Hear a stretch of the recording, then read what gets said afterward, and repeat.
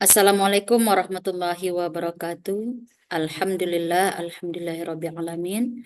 Wassalatu wassalamu ala asrofil anbiya'i wal mursalin wa ala alihi wa sahbihi rasulillahi ajmain. Puji dan syukur tak bosan-bosannya kita ucapkan kepada Allah Subhanahu wa taala. Pada kesempatan ini kita masih diberikan kekuatan, kesehatan untuk bisa mengikuti pembelajaran kita pada kesempatan hari ini. Dan salam agar senantiasa dicurahkan kepada puji pimpinan umat Islam sedunia, kepada Nabi besar Muhammad Sallallahu Alaihi Wasallam, berupa hantaran kata Allahumma sholli ala Muhammad wa ala ali Muhammad. Baik, pada kesempatan hari ini kita akan mulai lagi pembelajaran kita, yang mana kita akan masuk membahas materi tentang ayat yang berkaitan tentang larangan pergaulan bebas. Nah, itu materinya. Jadi, pada kesempatan ini kita akan membahas tentang ayat yang berkaitan dengan pergaulan bebas. Sebelum kita masuk tentang pembahasan ini, tentang ayat tentang pergaulan bebas ini, kita perlu tahu dulu tujuan dari pembelajaran ini.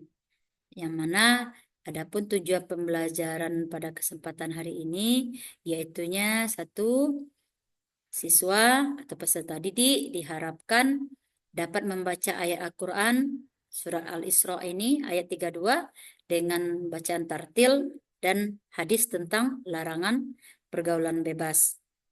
Yang kedua, diharapkan peserta didik mampu menghafalkan dengan fasih dan lancar ayat Al-Quran, yaitu surah Al-Isra ayat 32 dan hadis tentang larangan pergaulan bebas.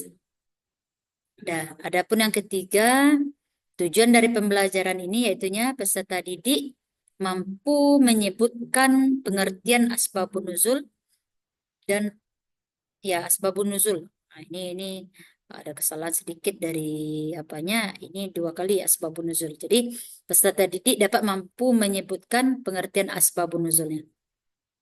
Terus yang keempat, peserta didik dapat menentukan hukum bacaan atau hukum tajwid dari surat Al-Isra ayat 32.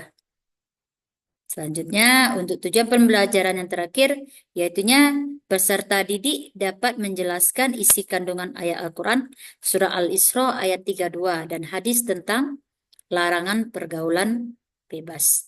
Nah, jadi kita sudah tahu apa tujuan dari pembelajaran surat Al-Isra ayat 32 ini.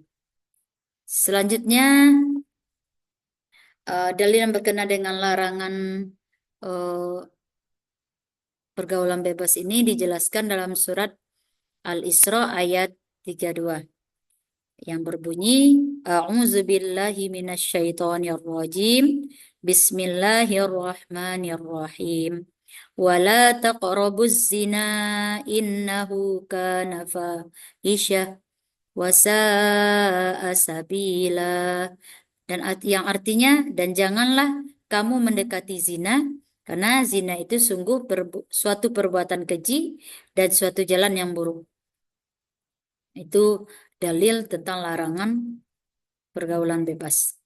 Terus untuk hadis dijelaskan oleh hadis riwayat Bukhari, dan mana yang dapat kita lihat, yang bisa kita artikan di sini hadis riwayat Bukhari ini yaitunya dari Ibnu Abbas radhiyallahu anhu mengatakan Rasulullah Shallallahu alaihi wasallam bersabda, tidaklah berzina seorang hamba yang berzina ketika ia berzina dalam keadaan beriman, dan tidaklah mencuri ketika ia mencuri dalam keadaan beriman.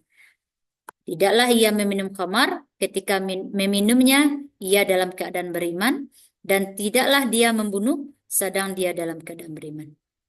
Itu dalil tentang larangan pergaulan bebas. Nah, setelah kita mengetahui dalil tentang pergaulan bebas ini, kita akan mempelajari tentang hukum tajwid. Hukum tajwid ini sangat penting kita pelajari dalam membaca Al-Quran, yang perlu kita pelajari itulah salah satunya ilmu tajwid. Di mana ilmu tajwid ini adalah bagaimana ilmu yang mempelajari tentang tata cara membaca Al-Quran yang baik dan benar. Jadi dalam dalam dalam mempelajari Al-Quran kita tidak saja membacanya, kita juga harus tahu apa saja tajwidnya, hukum tajwidnya apa. Tajwid yang benar itu penting ketika kita membaca Al-Quran. Jadi membaca Al-Quran tidak saja membaca, tapi mampu memahami ilmu tajwid. Dalam surat yang telah dibacakan tadi, hukum tajwidnya dapat kita kelompokkan hukum tajwidnya. Yang pertama, nun sukun atau tanwin. Yang kedua, tentang mim sukun. Di mana di dalam nun sukun ini ada lima poin. Yang dari nun sukun itu ada ikfa, ada izhar, ada idgham bigunnah, idgham bila gunnah, dan iklab. Nah, apa itu ikfa? Ikfa itu adalah apabila nun mati atau nun sukun ya. Nun sukun, sukun itu arti mati. Nun sukun atau tanwin. Nah, tanwin ini dua baris di atas. Ada dua baris di atas, dua baris di bawah, dan dua baris depan. Jadi apa itu ikfa? Ikfa itu adalah apabila nun mati atau tanwin bertemu dengan huruf yang 15. Apa saja huruf 15 itu? Yaitunya ta, sa, jim, da, za, zai, sin, shin, sod, dot, to, zo, fa, ko, kaf. Nah, itu huruf ikfa. Dan ada yang namanya izhar. Apa itu izhar? Izhar itu adalah apabila nun mati atau tanwin bertemu dengan huruf yang 6. Apa saja huruf yang 6? Yang pertama, ha, ha, kho, ain, gho, ha. Itu ada 6 huruf izhar. Yang ketiga yaitunya idgham bigunnah. Idgham bigunnah. Apa itu idgham bigunnah? Idgham bigunnah apabila nun mati atau tanwin bertemu dengan huruf yang 4. Apa yang 4 itu? Ya, waw, mim, nun. Tuh. Untuk hukum tajwid nun sukun atau tanwin. Yang selanjutnya idgham bila gunnah. Apa itu idgham bila gunnah? Apabila nun mati atau tanwin bertemu dengan huruf yang 2. Apa itu huruf yang 2? Huruf ro dan lam. Itu idgham bila gunnah. Yang terakhir yaitunya huruf nun sukun atau tanwin, yaitunya iklab. Apa itu iklab? Apabila nun mati atau tanwin bertemu dengan huruf ba. Itu ada pembagian hukum tajwid, yaitu yang berkaitan dengan nun sukun atau tanwin. Selanjutnya hukum tajwid yang kedua membicarakan tentang mim sukun. Mim sukun atau mim mati. Apa saja pembagiannya dari mim sukun? Yaitunya izhar safawi, ikfa safawi. Nah, ini tinggal ya ikfanya ya. Jadi ada namanya idgham mimi atau mutamasilan. Jadi dikatakan dia ikfa safawi apabila mim mati bertemu dengan ini apa? Ini perlu ada koreksi juga ini. Ini mim mati atau mim ikfa safawi adalah apabila mim mati bertemu dengan huruf ba. Ba ya. Sedangkan izhar safawi adalah apabila mim mati bertemu dengan huruf selain mim dan ba. Jadi itu izhar safawi. Apa itu idgham mimi? Idgham mimi apabila mim mati bertemu dengan huruf mim. Itu pembagiannya tadi. Nah, jadi tadi mungkin ada kesalahan silap mata, nanti nampak pikirannya nanti ini sama aja pengertian dari ikfa safawi dan izhar safawi. Rupanya ada beda. Ada bedanya ada selain. Kata kuncinya itu selain. Jadi kalau ikfa safawi itu apabila mim mati bertemu dengan ba, sedangkan izhar safawi itu apabila mim mati bertemu dengan huruf selain huruf mim dan ba. Itu untuk hukum tajwid. Hukum tajwid. Dan selanjutnya ada namanya hukum tajwidnya gunnah atau dengung. Nah, gunnah atau dengung itu terbagi dua, yaitunya mim yang bertasdid dan nun yang bertasdid. Nah, itu. Terus ada yang keempat hukum tajwidnya itu qalqalah. Apa saja huruf qalqalah? Qalqalah itu dapat dibagi atas dua, yaitunya qalqalah kubro dan qalqalah sugro. Yang mana huruf qalqalah ini terbagi atas 5. Foto bajindal atau baju di toko. Itu pembagian dari qalqalah. Selanjutnya dalam hukum tajwidnya ada membahas tentang alif lam. Nah, alif lam ini terbagi atas alif samsiah, alif lam samsiah dan alif lam qamariyah. Apa itu alif lam samsiah? Yaitunya alif lamnya tidak dibaca karena ada tasdid. Sedangkan kalau alif lam qamariyah yaitunya alif lamnya dibaca. Nah, itu.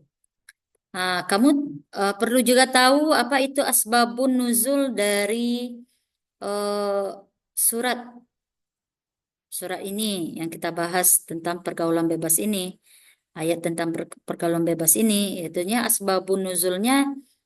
Kalau kita lihat menurut bahasa, kita tahu harus tahu dulu apa itu asbabun nuzul. Jangan nanti orang mengatakan asbabun nuzul, kita nggak tahu. Asbabun nuzul ada namanya asbabun nuzul dan asbabun wurud. Kalau asbabun nuzul itu sebab turunnya ayat dalam Al-Quran atau surat dalam Al-Quran. Sedangkan kalau asbabun wurud itu adalah sebab turunnya hadis. Jadi harus kamu bedakan karena asbabun nuzul dengan asbabun wurud itu berbeda. Jadi sebab turunnya ayat atau sebab turunnya surat dalam Al-Quran. Jadi asbabun nuzul kalau ketika orang bertanya, apa itu asbabun nuzul? Sebab turunnya ayat dalam Al-Quran. Nah, jadi menurut bahasa, dapat kita lihat di sini menurut bahasa asbabun nuzul itu berasal dari dua kata, yaitunya asbab yang berarti sebab dan nuzul yang berarti turun. Itu. Jadi menurut istilah asbabun nuzul dapat diartikan sebagai sebab-sebab yang melatar belakangi turunnya ayat-ayat dalam Al-Quran. Jadi secara istilah dapat diartikan asbabun nuzul itu adalah latar belakang atau sebab-sebab yang melatar belakangi turunnya ayat dalam Al-Quran. Tuh, sebagaimana dijelaskan oleh dalam tafsir Ibnu Katsir, asbabun nuzul dari ayat tentang apa tadi? Pergaulan bebas itu adalah ketika ada seorang pemuda yang datang kepada Rasulullah. Pemuda itu meminta izin untuk melakukan zina. Sontak tegas Rasulullah Shallallahu Alaihi Wasallam pun melarangnya dan turunlah ayat ini. Jadi salah satu penyebab turunnya ayat tentang pergaulan bebas ini adalah ketika seorang pemuda meminta izin kepada Rasulullah untuk melakukan perbuatan zina. Maka sontak ketika itu Rasulullah melarang perbuatan pemuda tersebut, maka turunlah ayat yang berkaitan dengan larangan perbuatan ini. Lanjut, kita perlu tahu apa isi kandungan dari ayat ini. Itu ayat Al-Isra ayat 32 ini. Yang pertama kandungannya yaitu Allah melarang kita mendekati zina. Jadi sangat sangat apa ya? Sangat diwanti-wanti istilahnya. Allah sangat melarang ketika seseorang itu mendekati zina.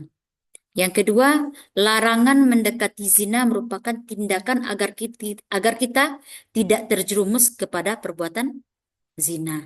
Jadi, ketika kamu dilarang, itu ya itu tadi.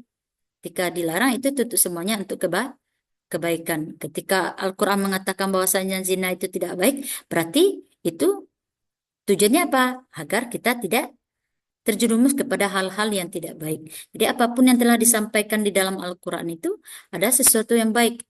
Tidak ada yang tidak baik. Nah, Al-Quran itu adalah murni kalam Allah. Jadi kalam Allah itu, jadi Allah yang berbicara dalam hal ini. Allah yang firman Allah gitu.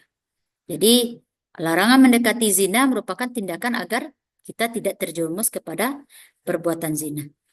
Yang ketiga yaitu perbuatan zina adalah perbuatan yang sangat keji dan buruk. Jadi zina ini memang tidaklah toleransi. Memang dia merupakan salah satu perbuatan yang keji dan buruk, yang paling tidak disukai.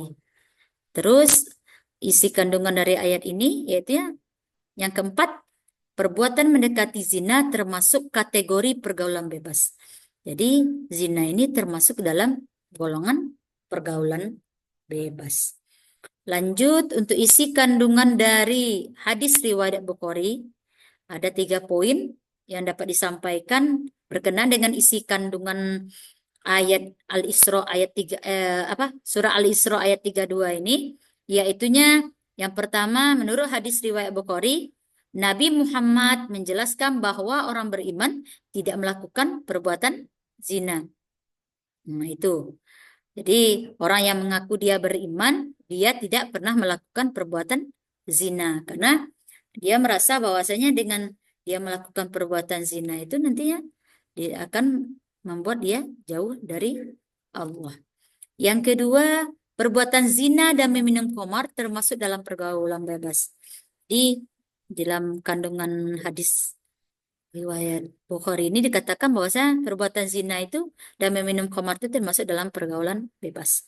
Selanjutnya, isi kandungan yang ketiga dari hadis riwayat Bukhari ini yaitu cara menjauhi perbuatan terlarang. Cara menjauhi perbuatan terlarang tersebut dengan memegang teguh keimanan dan istiqomah dalam menjalankan perintah Allah dan menjauhi segala larangannya. Itu isi kandungan dari surat Al-Isra ayat 32. Mungkin dapat kita simpulkan dari surat ini bahwasanya di dalam surah Al-Isra ayat 32 ini Allah sangat mengharamkan umat Islam melakukan pergaulan bebas. Kenapa? Hal ini karena perilaku tersebut memiliki banyak mudaratnya daripada manfaatnya.